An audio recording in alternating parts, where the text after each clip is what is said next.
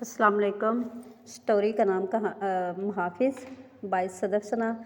अजी सुनते हो, सफ़िया ने थके हारे मंसूर से कहा जो अभी घर में दाखिल हुआ था। पिछले 2 साल से आपको कह रही हूँ कि नया दरवाज़ा लगवा दे। अगर कोई चोर उचक्का घर आया तो क्या करेंगे? एक आप हैं कि आपके कान पर जूं तक नहीं रींगती। सफ़िया ने कदरे खफ की और गुस्से से कहा, अरे नेक बख्त, क्यों परेशान होती हो? कुछ नहीं होगा। अब तक कुछ हुआ है क्या? और हमारे घर में है ही क्या जो चोर आएंगे? मंसूर ने आराम से समझाते हुए कहा, तो इसका मतलब है कि आप दरवाज़ा नहीं लगवा कर देंगे? सफ़िया हनूज़ गुस्से भरे लहजे में बोली, मैंने कब मना किया है? वो हाथ जोड़कर बोला, क्यों बिला वजह गुस्सा करती हो? लगवा लेंगे, बस थोड़े पैसे तो आने दो। मंसूर ने कदरे सुलझ अंदाज से कहा, हाँ बस रहने दे, आपके पास तो कभी पैसे आने नहीं और ना ही ये दरवाज़ा नया लगेगा। सफ़िया का गुस्सा था कि ठंडा ही नहीं हो रहा था। अरे शुक्र क्यों नहीं करती हो इस रब का जिसने तुम्हें सर छिपाने को छत दी और खाने को रिस्क दिया? क्यों ऐसी बातें करते हो? मंसूर ने इसे फिर समझाने की कोशिश की। हाँ, छत की भी खूब कही। साल के 12 महीने टपकती रहती है, यूँ लगता है कि आज ही गिर पड़ेगी। और जिस दिन 3 वक्त का खाना मिल जाए तो उस दिन तो समझो ईद हो गई। सफ़िया ने यूँ कहा कि गोया अल्लाह से शिकवा ना हो। मंसूर ने कोई जवाब ना दिया, बस खामोशी से इसी तरह लेटा रहा। मुझे अकेले में डर लगता है जब आप घर नहीं होते, तो मैं अकेली बच्चों के साथ होती हूँ। अगर किसी दिन कुछ हो गया तो। अब की बार सफ़िया जज्बाती हो गई और आंखें भर आईं। अरे क्यों फ़िक्र करती हो? मैं हूँ ना कुछ तो करूँगा। और फ़िक्र ना करो, दरवाजे से बढ़कर अल्लाह ने मुझे तुम लोगों का मुहाफिज बनाया है। मंसूर इसे तसल्ली देकर घर से निकल गया। मंसूर एक मजदूर था। अगर काम मिल जाता तो आमदनी हो जाती, वरना कोई लगी बंधी आमदनी ना थी। माली हालात अच्छे ना होने की वजह से घर की हालत भी खस्ता हाल थी और पिछले चंद सालों से घर के दाखिली दरवाजे की हालत कदरे ख़राब थी। लकड़ी का दिमक ज़दा खस्ता हाल दरवाज़ा बंद हो या खुला हो बराबर ही था। इसलिए पिछले चंद सालों से सफ़िया मुसलसल दरवाज़ा बदलवाने का कहती रहती थी, मगर मंसूर के पास इतने पैसे न थे कि दरवाज़ा बदलवा सके और इनके पड़ोस में सफ़ियान के घर की हालत इनसे बहुत बेहतर थी।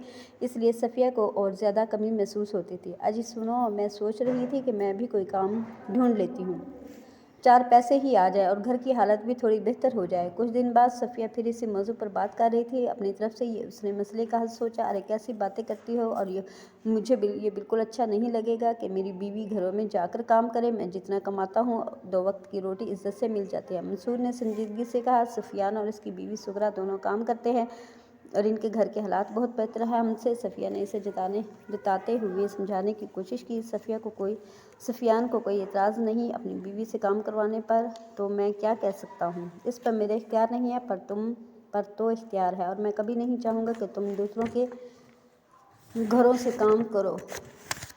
इज्जत से अपने घर में बैठे। मंसूर अपना हत्तमी फैसला सुना चुका था और इतने दो टोक अंदाज से बात की थी कि सफ़िया की हिम्मत ना हुई मज़ीद इसके सामने कुछ बोलने की। इसलिए सिर्फ मुँह ही मुँह में बड़बड़ा कर रह गई।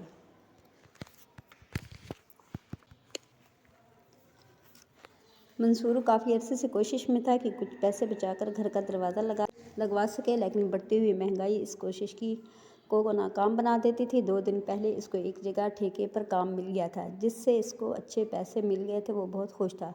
आज तुम खुश हो जाओ, आज तो नए दरवाजे के लिए रकम पूरी हो गई है और कल तुम्हारा दरवाज़ा लग जाएगा।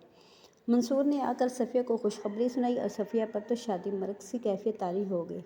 आप सच कह रहे हैं ना? वो खुशी से पूछ रहे थे। हाँ हाँ, कल तुम्हारा दरवाज़ा लग जाएगा, मंसूर ने पूरे यकीन के साथ कहा। और सच में अगले ही दिन नया दरवाज़ा लग गया और सफ़िया अब बहुत पुरसुकून थी और अपने आप को महफूज महसूस कर रही थी।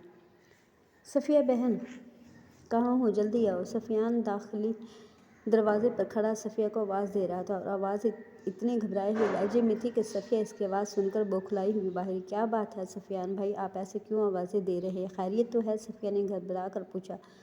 वो मंसूर का एक्सीडेंट हो गया और वो सरकारी अस्पताल में है। सफ़ियान ने जल्दी से सफ़िया को बताया और सफ़िया पर जैसे बिजली सी गिर गई और वो चकरा कर ज़मीन पर बैठ गई। हौसला करे भाभी, सफ़ियान ने तसल्ली देते हुए कहा। उसने बामुश्किल खुद को संभाला और बच्चों को सफ़ियान की बीवी के पास छोड़कर खुद सफ़ियान के साथ अस्पताल को चल पड़ी।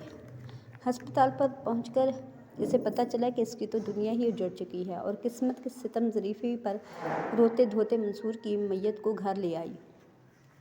3 دن کے سوگ کے بعد ان کے سارے رشتہ دار صفیہ اور اس کے بچوں کو تسلی اور دلاسے اور اپنی اپنی حیثیت کے مطابق حسب توفیق امداد دے کر اپنے اپنے گھروں کو سدھارے۔ رات کو بچوں کو سلانے کے بعد خود نماز پڑھنے اٹھ گئی۔ نماز سے فارغ ہو کے کتنی دیر خالی خالی نظروں سے اپنے خالی ہاتھ کو دیکھتی رہی اور پھر جانے کیا کیا دعا مانگتی رہی۔ کافی دیر بعد جب وہ سونے کے لیے بچوں کے پاس آ کر لیٹی ہی تھی کہ اچانک اسے کھٹکے کی آواز سنائی دی۔ اندھیرے صحن میں ایک پرچھائی دکھائی دی۔ اسے خوف نے آن گھیرا۔ اس کے گھر میں چور گھس آیا تھا۔ اس نے شور مچانا شروع کر دیا۔ شور کی آواز سے محلے کے دوسرے لوگ بھی آ گئے، اور جب لوگوں نے چور کو پکڑا تو حیرت سے وہ کنگ رہ گئی اور صدمے سے بس اتنا کہہ پائی کہ سفیان بھائی آپ۔ آج رات اس پر یہ بات واضح ہو گئی تھی کہ اس کا اور اس کے بچوں کا اصل محافظ یہ مضبوط دروازہ نہیں بلکہ اس کا شوہر تھا۔ جب تک زندہ رہا تو دروازہ خراب ہونے کے باوجود اس گھر میں کسی کو آنے کی ہمت ہی نہ ہوئی، اور آج جبکہ گھر پر نیا اور مضبوط دروازہ تھا مگر اس کا شوہر زندہ نہ تھا تو ان کا اپنا پڑوسی ہی لٹیرا بن کر گھر پر ڈاکہ ڈالنے آ گیا تھا۔ صفیہ کو شدت سے احساس ہوا کہ جب گھر کا سربراہ اور محافظ ہی نہ رہے تو گھر کی اونچی دیواریں اور مضبوط دروازے بھی کسی کو تحفظ نہیں دے سکتے۔